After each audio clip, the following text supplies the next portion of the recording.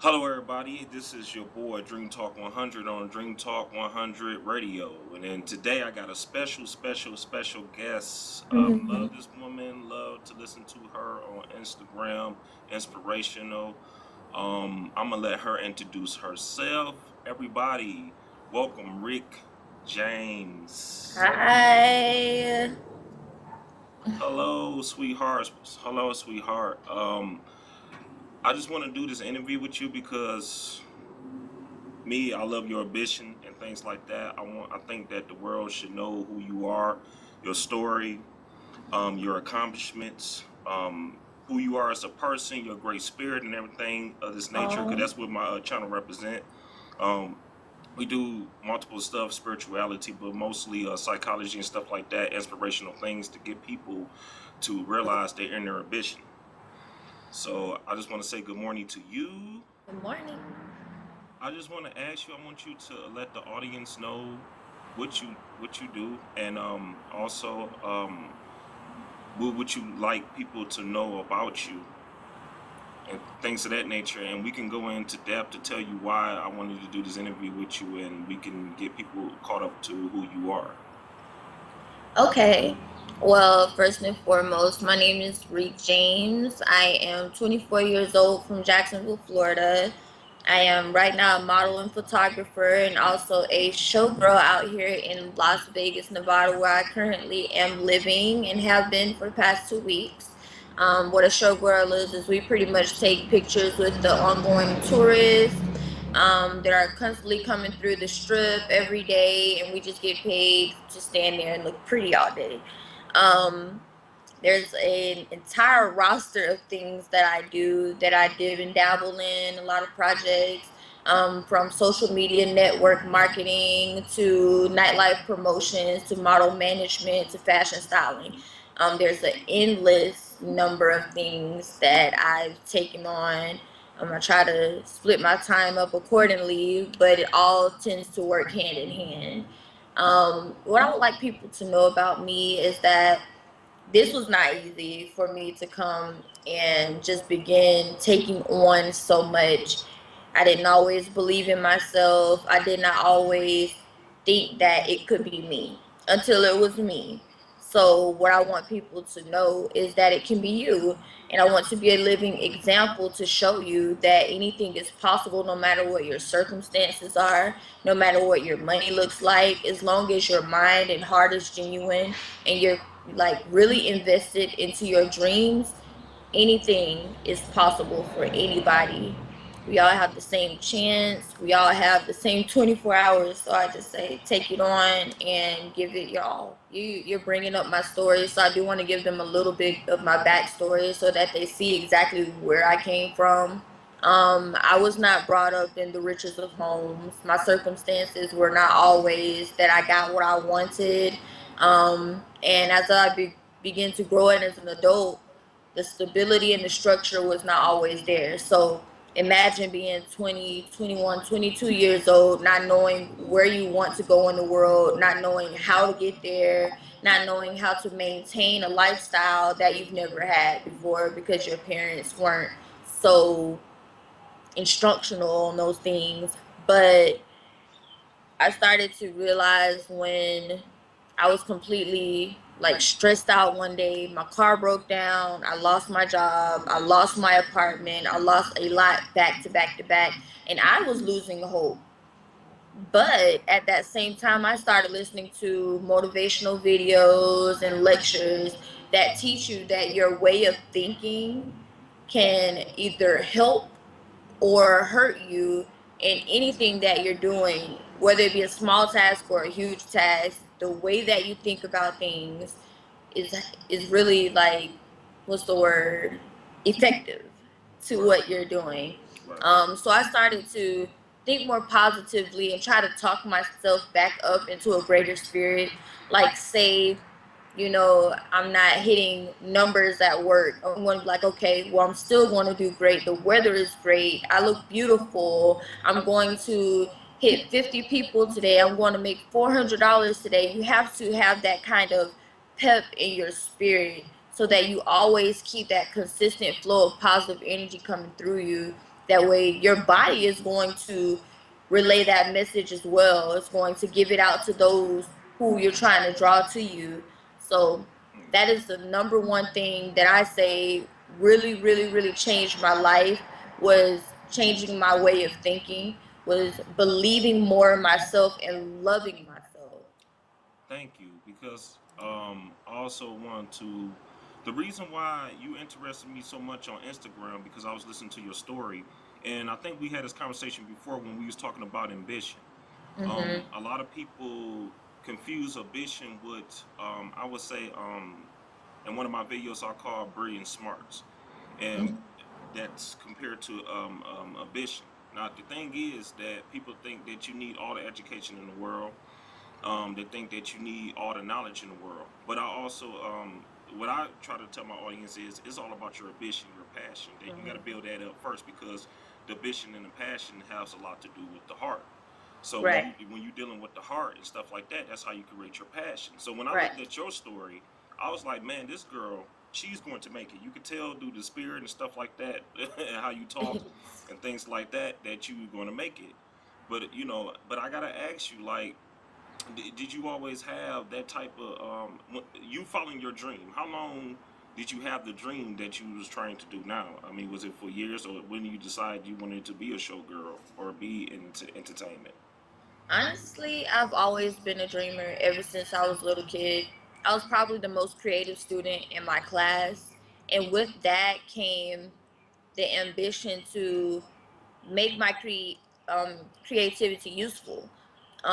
Starting in elementary, middle school, I started, dreaming and seeing celebrities on television and wanting that to be myself. Of course, all girls are like, when we're sitting outside, that's my car, that's going to be my house. But me, I was literally like, yeah, that's really going to be my house. What am I going to do to get that? Like, maybe I'll be a rock star and pay my bills or something. Um, and really, as time grew, I started to realize that a lot of the opportunities that I really, really wanted for myself, or a lot of the things that I really, really wanted for myself, that it was possible because I saw other people with them.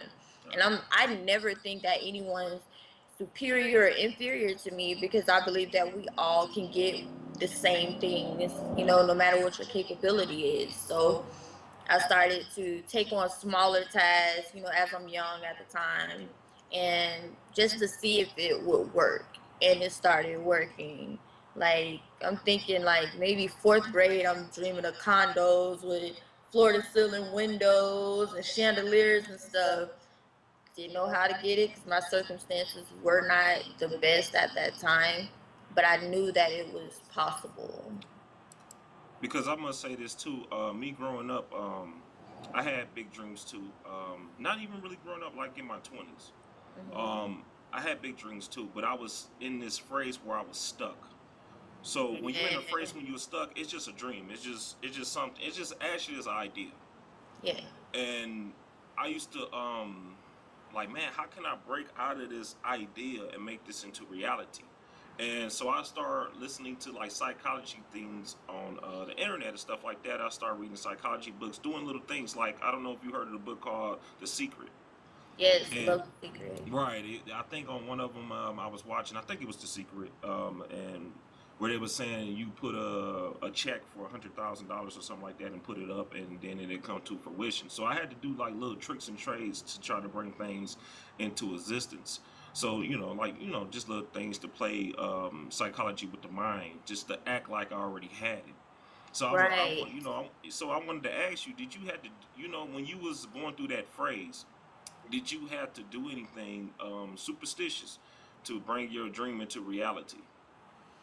Honestly, I don't think it was superstitious. It was more so like I was preparing myself for it, such as writing my goals down on paper and putting it all over my house so that I can visually see myself doing that. Such as, let's see, um, 5 years from now, I'm going to have $100,000. Every day, I'm thinking about how I'm going to get that $100,000 before I walk out of my door, because it's on the back of my door. So it wasn't necessarily that any luck is helping me. It's actually effort. And just like you said about ambition and knowledge, with ambition, you're going to want to learn. You're going to want to know what it takes in order to make your dreams and your choices, apply to the lifestyle that you would like. So with that, it's like, okay, everything starts with an idea, just like you said. We have millions of ideas going through our heads on a weekly basis. It only takes one for your life to change. So I say, why not act on, you know, several of them and see if they work? And it's been working. So don't just try one way of making your dreams come true. Try several different ways constantly, switching it up if it's not working over time. Like, you have to give it some effort, whether it's the same effort, more effort, but nothing less. Okay, I definitely agree with you on that because I'm in my early 30s, and a lot of times, especially in the black community, when we go through so much during this country that we are going through, when you get to that age, you just seem to want to give up. And I've seen a lot of people that want to give up, including myself. I done went through ins and outs. So, with that being said, with you, just listening to your story and everything, I mean, just it's just incredible. But I'm trying to get people to understand that if you keep doing a little Mhm. bit every day, just a little teeny bit every day, it'll add up to something big. Just yeah, just a little bit. So I really believe in that, and that's what I'm doing myself. But I'm trying to get people to redirect their attentions and their attitude towards things Right. that they want to do too, because they play a big part in it. So Okay. what you're doing is you are giving people, to me, like the hope to want to encourage them to do something, especially representing for black women. So I just want to say thank you. What Thank you. like sparked you to want to chase your dreams? Because a lot of times, when people want to change things about themselves, it may be, a little rough childhood or anything like that. To a point where they feel like they wanted to escape and want to explore more, or they might. Some people just have successful parents and they want to follow the path of their parents. So, my question to you: what made you in your 20s, or what, when you got out of high school or something like that, that you decided, that gave you that Well, spark? I was unhappy and I didn't know what I wanted. I actually went to college for one semester and I dropped out. I was going to college to be a child psychologist. That was not my dream nor my passion. I am an artist, a creator, and I'm more passionate about making beautiful things or looking beautiful, of course, than opposed to being behind a desk. Like, that's not my type of lifestyle. So what pretty much pushed me to want to do better was actually seeing my work getting noticed, like my little hobby work that people were praising and people were giving me such good feedback. They're like, this is what you need to be doing. Right. Because obviously the educational route is not for everyone, but it really showed. I still made straight A's, but you could just see in my effort that I did not want to be in class. I did not want to be at school unless I was in the art gallery. It's just, where your heart is where you feel at home, it's where you feel happy. You know where your passions lie when you realize that what you're doing puts a smile on your face every day that you wake up. Right. You I want to talk about it all the time. Like, I want to add something to, not to interrupt you, but I uh-huh. also want to add something to just about you telling me your story, and I tell a lot of people because, for instance, myself, a lot of people will call me a little bit too overactive, and what I mean by that is, when I go and do things, I was doing a lot of things, and everybody like, you always, one week is this and one week is that. You always switching up your ideas and doing stuff. But Right. from your story, for what you told me, I always tell people, in order to find yourself, you have to go out there to explore yourself. And Right. right, and what that means is you can't never find your true gift if you don't go out there and try to find a gift. Right. Like a lot of people wait for their gift to come to them, and that's Right. important. What you said, like you said, I started off as this. It's just like a job. You start off as the janitor. It sparks the idea, and then you work yourself up to management. I Mhm. tell people, so you gotta be active, you know, in his lifetime. You gotta act on something. That's how you end up finding it. It's just like finding a soulmate. You know, you go out there and you might, Right. right, you might go out there and you be in a lot of dates or something. You will never find a soulmate if you don't go out there and relate to people Right. or be on dates. So that's some very important what you said, and a lot of people have to realize that. So you know, but also key too is about learning self. Right. And it's And also about learning those around you. That's a big part about networking, is getting to know those who are in the positions that you desire to be in, following people who are doing things that you want to do, reading up on, anything, any topic, researching about things that you want to do. And I say that in any position that you're in, any level that you're in, always think about the next move up. Always think about what's higher than that. Always think about who the CEO is and how they got to where they are, because just because they're rich does not mean that that can't be you. Just because you don't have all the experience doesn't mean it can't be you. You have to learn how to ask for what you want out here, and you cannot be afraid of the word no. No hurts, but no is not the end of the world. You're going to get a million no's. Your mom told you no, you can't have candy.